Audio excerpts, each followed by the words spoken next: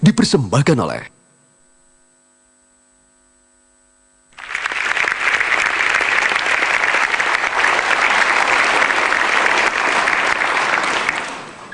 Terima kasih Anda terus di Mata Najwa episode spesial Habibie hari ini. Pak Habibie, kita bicara demokrasi hari ini dari kacamata Habibie hari ini. Partai politik Pak Habibie yang diharapkan bisa menjadi salah satu instrumen demokrasi yang matang. Dalam praktiknya kita lihat seringkali mengecewakan. Dinasti partai, kemudian pengurus yang bolak-balik dipanggil KPK, kemudian berbagai hal yang rasanya malu. Kalau kita mendengar tingkah laku politisi, mohon maaf kepada para politisi yang hadir malam ini, tetapi itulah kenyataannya Pak Habibie. Dan kemudian orang mengatakan, itu kan tanggung jawab Habibie. Ketika itu ia yang membuka keran reformasi termasuk undang-undang partai politik. Melihat sekarang, apakah memang resiko itu sudah diperhitungkan? Memang sudah sampai waktunya kita harus mengambil kebijaksanaan dan memberikan kebebasan kepada anak cucu kita. Termasuk untuk berpolitik. Termasuk untuk tapi jangan hanya politik. Siapa yang kerja?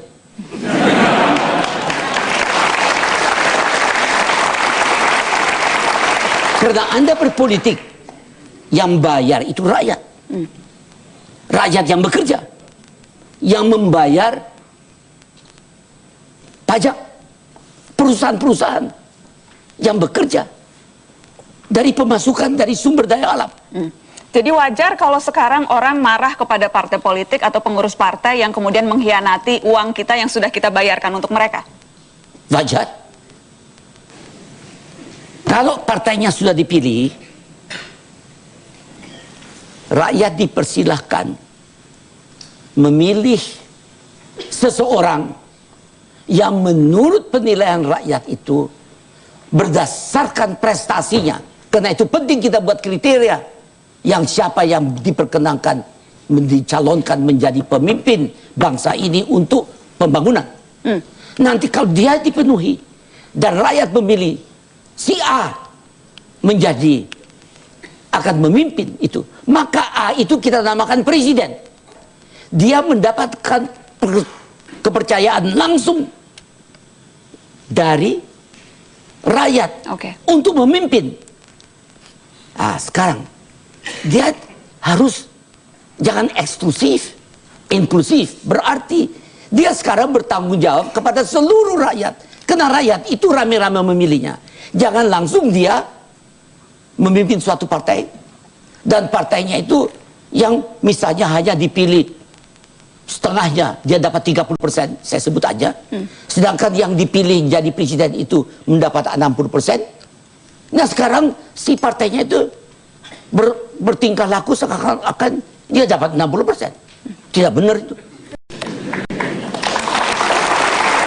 Tidak benar. Partai penguasa maksudnya Pak? Partai manapun. Saya bilang, saya tidak sebut nama. Jangan, makanya saya pancing tadi. Ya, saya tidak. Saya tidak dibenarkan untuk memihak. Ya. Pak Habibie, kalau tadi saya ingin mengulang pertanyaan saya, capres independen Pak Habibie, karena sudah jelas mendukung. Ya. Tidak perlu dukungan partai di parlemen, tidak perlu kekuatan yang cukup supaya tidak diganggu-ganggu di parlemen, itu tidak perlu. Tidak bisa merintah Pak kalau tidak bisa ada dukungan di parlemen, diganggu-ganggu terus. Look, waktu saya mengambil alih dari Pak Harto, keadaannya chaos, kacau. Saya diberikan sangu oleh Pak Harto. Apa? 87% kursi di DPR dan MPR saya miliki. Saya diberikan sangu itu. Apa yang saya buat? Saya yang ketua dari keluarga besar Golkar yang memiliki 87% suara. Saya keluar dari Golkar. Bapak tidak menjabat? Tidak. Saya mengatakan, maafkan, saya jadikan pertama Golkar itu waktu hanya golongan karya, saya jadikan partai politik. Jadi, dan setelah saya jadikan partai politik, itu namanya ketua harian keluarga besar Golkar, saya bubarkan. Saya sendiri yang sebagai wakil ketua Sumber daya Dewan manusia. Pembina Golkar. Itu sistem saya bubarkan. Saya serahkan sama mereka susudian sebagai partai. Dan saya minta permisi. Saya tidak bertanggung jawab terhadap Golkar. Saya bertanggung jawab terhadap bangsa Indonesia. Jadi Presiden Habibie ketika itu menolak dengan tegas rangkap jabatan. Presiden Habibie melepas semua. Saya menolak. Jabatan bukan hanya untuk struktural. saya. Semua orang. Saya sampaikan. Semua pimpinan dari partai, termasuk Golkar, tidak boleh duduk di kabinet.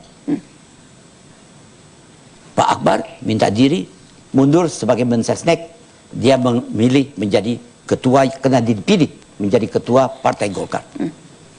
Yang lain juga, Hamzahas mundur. Tidak boleh. Kalau sekarang terbalik tuh Pak. Karena itu kita dapat vortex. Kalau sekarang Social menjabat vortex. presiden Karena dulu itu baru jadi ketua partai Pak. Ada mau komentar soal itu Pak Habibie? Komentar menurut saya salah itu. Wrong. Wrong.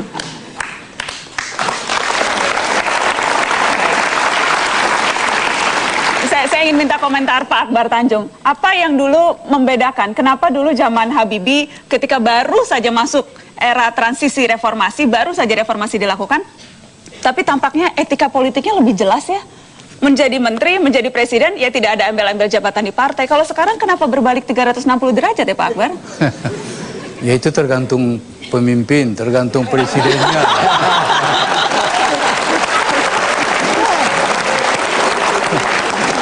Jadi betul-betul itu Kalau tergantung ya? presidennya Pak Habibie ya tentu beda dengan yang sekarang. Pasti melanjutkan apa yang telah dirintis oleh beliau. Waktu itu saya juga marah ke Pak Habibie. Pak Habibie, saya ini kan ketua umum Golkar. Sekarang kok Pak Habibie ngambil putuskan tidak boleh pegawai negeri sipil menjadi pengurus partai. Pak Habibie tahu nggak? 80% pengurus Golkar itu pegawai negeri. Bayangkan Pak Habibie, kalau nanti dia tidak boleh, di mana pengurus Golkar? Ya kamu cari sendirilah.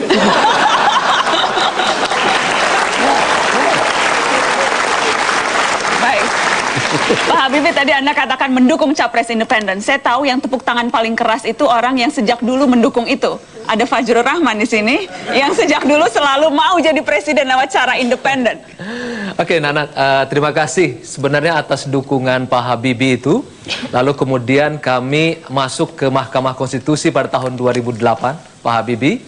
Dan alhamdulillah setelah bersidang selama 6 bulan, kami dikalahkan, tapi kami terus memperjuangkannya sampai hari ini, dan sekarang melalui jalan berputar. Sekarang kami masuk dulu melalui pemilu serentak, dan alhamdulillah 23 Januari kemarin kami menang, tetapi sayang harus dijalankan pada tahun 2019.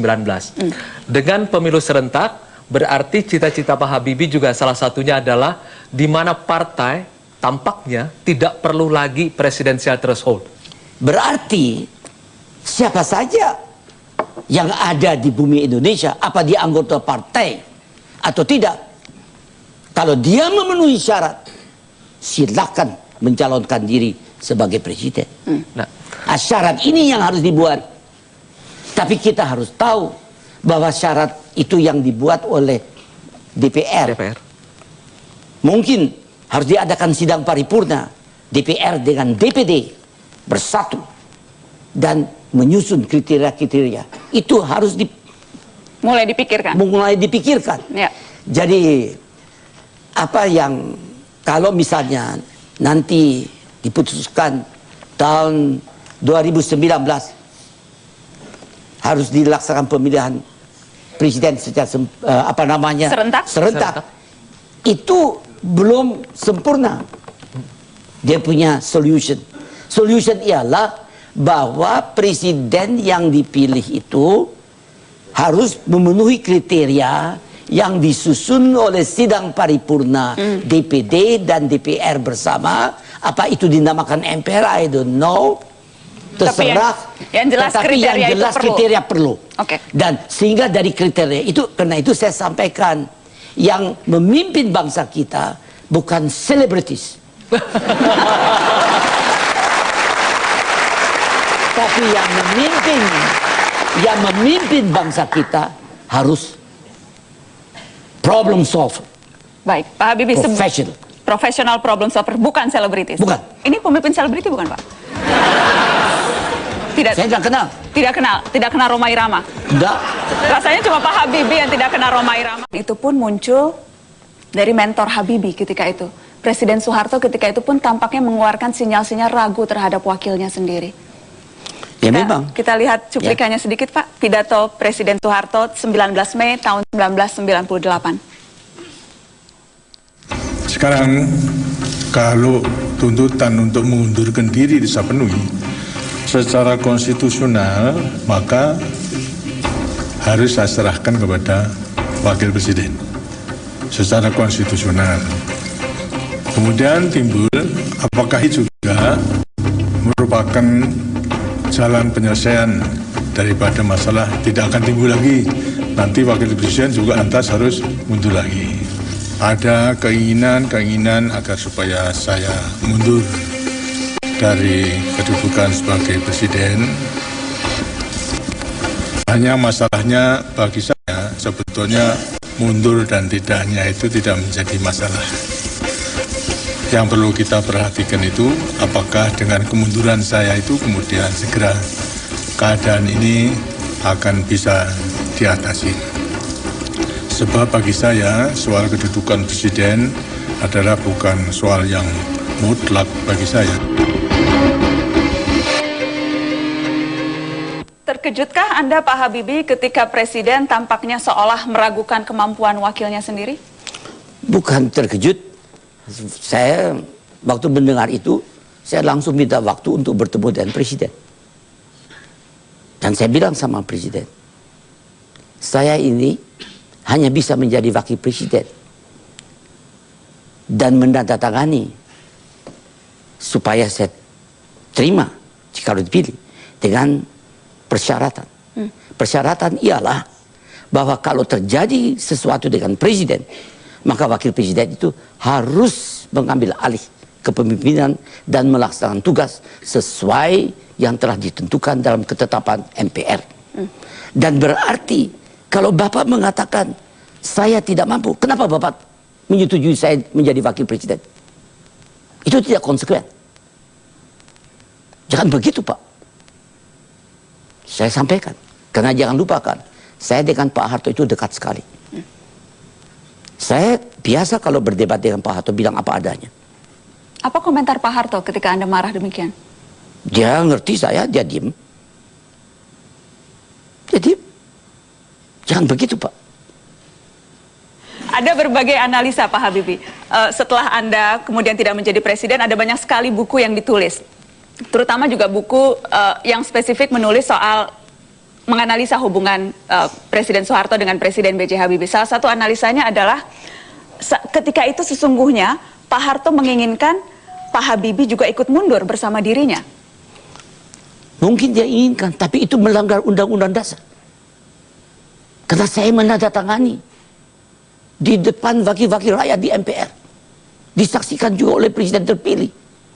Bahwa jika terjadi sesuatu dengan presiden, maka saya berkewajiban untuk mengambil alih kepemimpinan dan melanjutkan kepemimpinan itu sesuai dengan keinginan rakyat yang telah ditentukan dalam ketetapan-ketetapan MPR.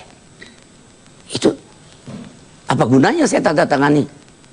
Jadi tidak mungkin. Tidak mungkin Anda ikut mundur bersama Pak Harto ketika itu. Karena tidak dibenarkan oleh undang-undang. Keraguan-keraguan yang tadi, satu pertama keraguan dari Presiden Soeharto, tapi juga banyak keraguan yang muncul dari berbagai kalangan. Waktu itu militer ragu, mahasiswa marah, banyak kalangan meragukan kemampuan B.J. Habibie untuk memimpin. Katanya B.J. Habibie itu bukan politisi, dia teknokrat yang hanya jago buat pesawat, tidak tahu apa-apa soal memimpin negeri. Ya memang orang bagi saya bisa berpendapat apa saja. Tapi yang jelas saya itu harus menyelesaikan masalah. Masalah yang saya hadapi ialah kalau saya mengambil kebijakan salah, Indonesia bisa bubar. Kenapa orang banyak menganalisa ini, Pak Habibie? Karena tampaknya masih misterius hubungan antara Presiden Soeharto dengan Presiden Habibie, antara presiden kedua dengan presiden ketiga masih misterius hubungannya karena sampai saat-saat terakhir pun belum harmonis dan belum pernah bertemu Pak Habibie dengan Pak Harto. Atau memang ada yang mengganjal? Saya penghabisan berbicara dengan Pak Harto pada hari ulang tahunnya, bulan Juni. Saya baru jadi presiden tanggal 20 Mei. Beliau hari ulang tahun tanggal berapa ya? 8 atau 9 Juni. 9 Juni, ya. 9 Juni. 9 Juni saya minta kepada Menhan Kampangap Pak Wiranto untuk menghubungi saya dengan Pak Harto.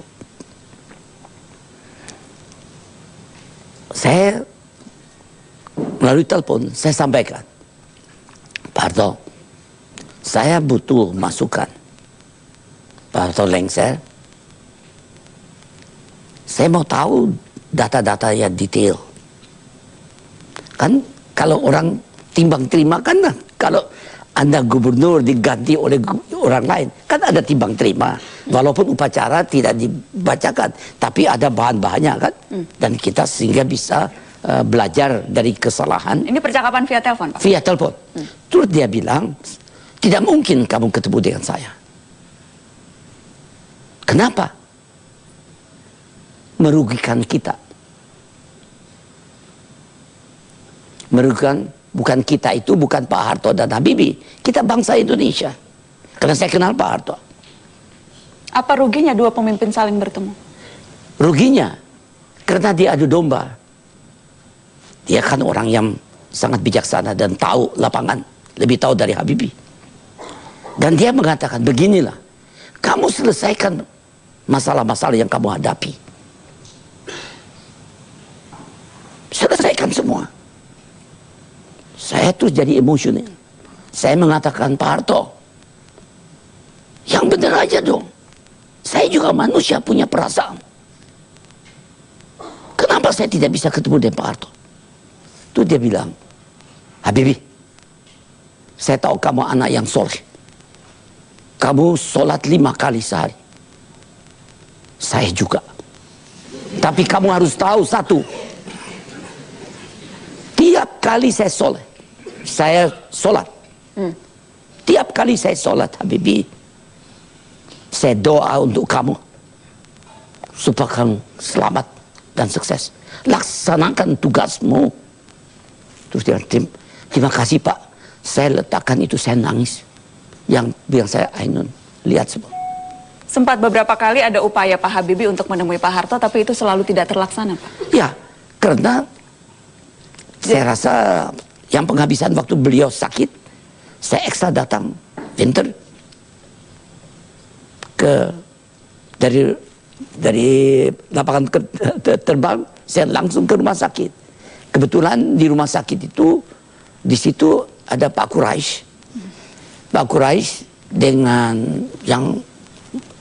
Pak Muladi mendampingi. Pak Harto tidak dalam keadaan sadar. Saya tidak diberkati. Akhirnya saya sampaikan, look, saya datang berapa juta meter dari Jerman dengan pesawat terbang dengan ibu. Keadaannya sakit, saya sendiri tidak begitu sehat, ibu apalagi. Baiklah, di belakang dinding itu berbaring Pak Harto. Hanya berapa meter? Kalau saya ngitung 1 meter juga 1 juta, sekian promil. Jadi berarti, baiklah, saya bilang sama Pak Quraisy, kita tolong doakan untuk Pak Harto. Saya dari sini, saya doakan untuk Pak Harto dengan Ainun. Tapi tidak bisa bertemu langsung? Ya, tidak bisa karena dia kan masih punya anak dan keluarganya. Keluarganya yang tidak memperbolehkan Anda menemui Pak Harto? Ya, siapa? Karena Pak Harto nggak bisa bicara. Kalau dia masih sadar, Anda yakin Pak Harto akan mau menemui Baharudin Yusuf Habibie? Saya yakin dia akan menjawab. Kalau dia tidak mau, kenapa? Kalau dia mau, dia bilang silakan masuk. Pak Habibie, seberapa sulit ketika itu menurut Bapak proses atau upaya membuktikan bahwa Habibie bukan kroni Soeharto? Atau memang Pak Habibie tidak pernah merasa perlu repot-repot membuktikan bukan kroni? Saya tidak perlu. Ada pepatah, secepat apapun kebohongan itu berlari, yang kebenaran akan melambungnya. Kenapa saya mau ribut-ribut? Dia bilang kroni apapun, I don't care.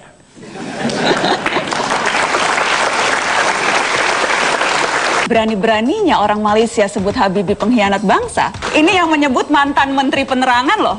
Kurang terdidik apa? Iya, tidak semua menteri itu ada kelayakan. Presiden Habibie ketika itu menolak dengan tegas serangkap jabatan. Presiden Habibie melepas semua Saya menolak, jabatan bukan hanya untuk struktural. saya.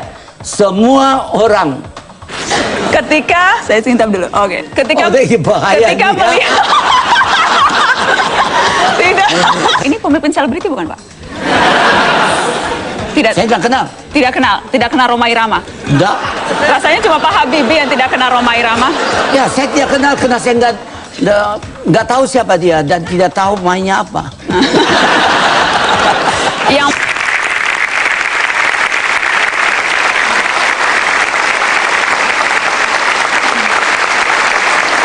Selamat malam, selamat datang di Mata Najwa. Saya Najwa Shihab, tuan rumah Mata Najwa. Seorang teknokrat terlahir dari rezim yang terorganisir.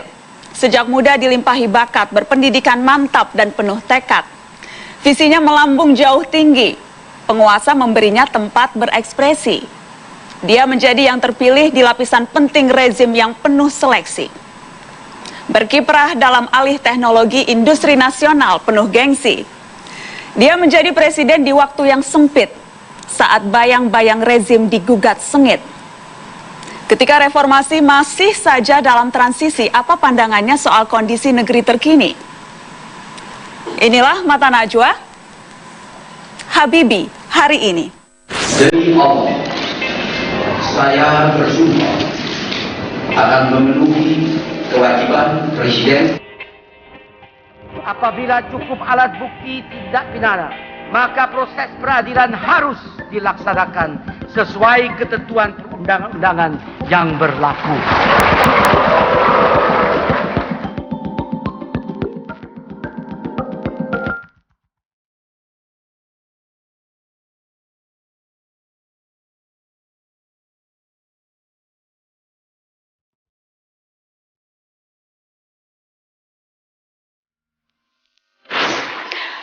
Sosoknya lekat diingatan karena buah pikir maupun cara berucap dan mengambil tindakan. Memerintah di era transisi yang sulit, ia mampu meletakkan landasan demokrasi yang konkret. Untuk negeri ini, kita sambut Presiden ketiga Republik Indonesia, Baharudin Yusuf Habibie.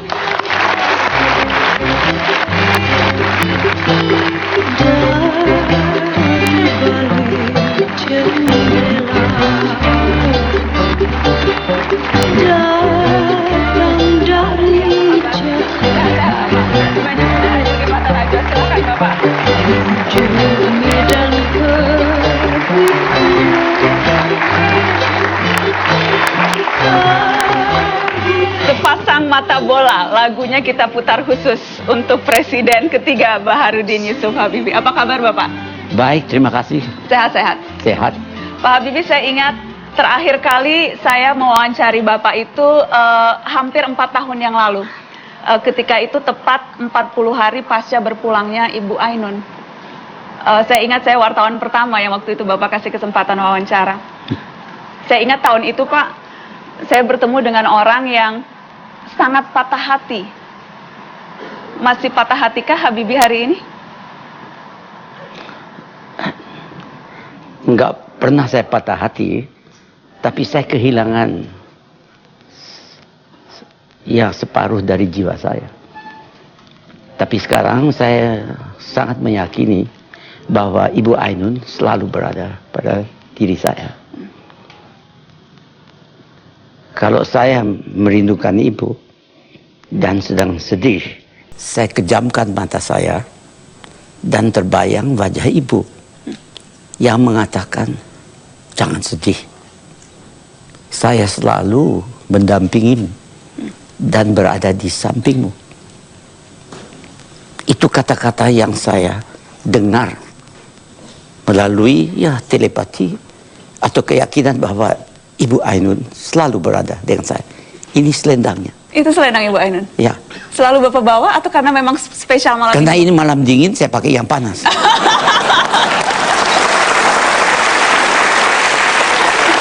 Jadi saya boleh ya? Boleh Bapak. jadi Ibu Ainun ada di tengah-tengah kita saat ini pun ya Pak, setidaknya lewat selendang ya? Ya, dalam hati saya selalu. Selalu ada. Ada beberapa keluarga yang hadir di sini. Ada Mas Ilham Putra, kemudian juga ada Mas Adri, keponakan dari Pak Habibie. Saya ingin ke Mas Adri. Selain kisah cinta yang begitu menginspirasi banyak orang, ada Habibie juga duduk di samping Anda, Mas Adri. Selain kisah cinta yang sedemikian dahsyat, apalagi keistimewaan dari sosok paman Anda ini bagi keluarga besar?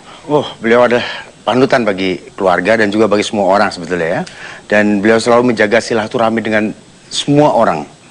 Tidak mengenal kelas, tidak mengenal standar sosial, dan selalu menghormati orang yang dituakan. Dan yang pastinya beliau selalu tidak pernah berhenti bekerja demi kemajuan bangsa Indonesia. Tidak pernah berhenti bekerja demi kemajuan bangsa. Luar biasa, perlu tepuk tangan.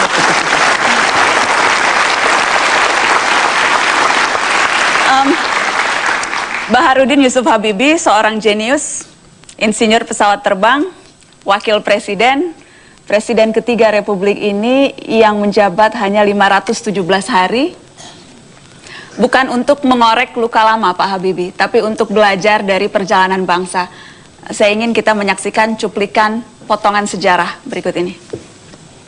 Tidak pernah mendapat saudara pimpinan sidang yang positif. Saudara pimpinan sidang, interupsi sebentar. Saya mendapat informasi dari luar itu masih terjadi penembakan, dan saya minta apakah betul status mahasiswa ini representasi apa yang mahasiswa yang dari luar, ini perlu jelas. Maka pada tanggal 11 Oktober 1999 Jaksa Agung telah mengeluarkan surat perintah penghentian penyidikan SP3 terhadap kasus yang berkaitan dengan ketiga yayasan tersebut. Adapun terhadap keluarga dan kroni mantan Presiden Soeharto, apabila cukup alat bukti tindak pidana, maka proses peradilan harus dilaksanakan sesuai ketentuan perundang-undangan yang berlaku.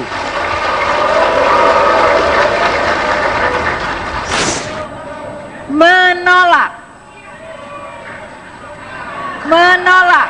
Alhamdulillah. Alhamdulillah.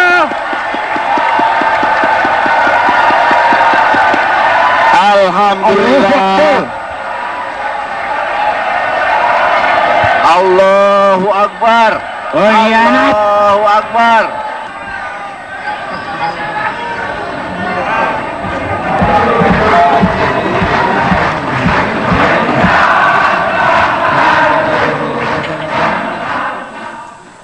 Sekali lagi Pak Habibie, bukan untuk mengorek luka, tapi untuk belajar dari perjalanan bangsa.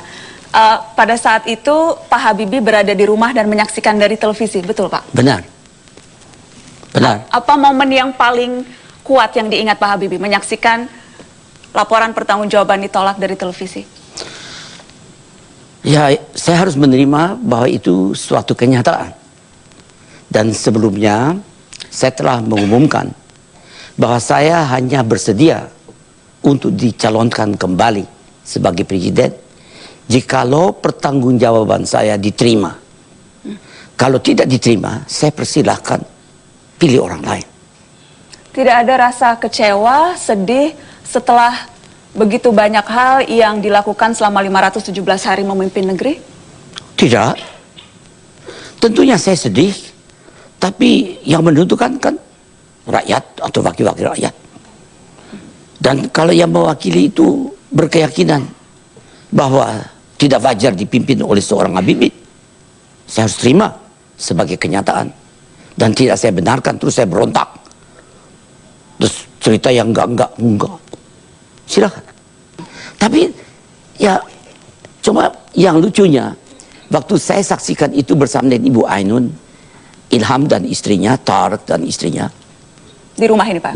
Di rumah, Kuningan. Terus waktu selesai, dan saya sudah bilang sama Ibu, saya tidak bersedia dicalonkan kembali kalau pertanggungjawaban tidak diterima. Lalu waktu sudah tidak diterima dia tanya, "Pak, kamu benar-benar tidak mau dicalonkan kembali?" "Benar-benar." Ibu hanya senyum, dia berkata, "Baiklah, kamu mimpin kita sholat, karena sampai hari ini selamat." Jadi saya mimpin, dan belakang saya Ilham dan Tareq, dan di belakangnya ibu saya, ibunya Ilham dan Tareq, dan istri mereka. Dan saya sholat. Saya bersyukur dan berterima kasih bahwa selama 517 hari saya bisa melaksanakan tugas sesuai kemampuan saya.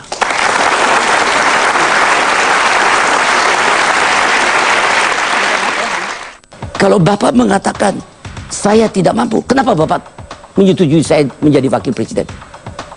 Itu tidak konsekuen. Jangan begitu, Pak.